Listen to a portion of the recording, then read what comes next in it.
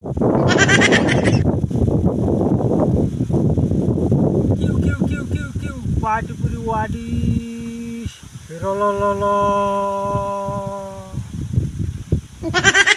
এটার ভাষা হইলো এটাই। এটা বাউই পাখির ভাষা। বাউ পাতা সেদিন আইয়ে চৈত বৈশাখ ফাল্গুন মাসে বেলা আইবো যারা গাছ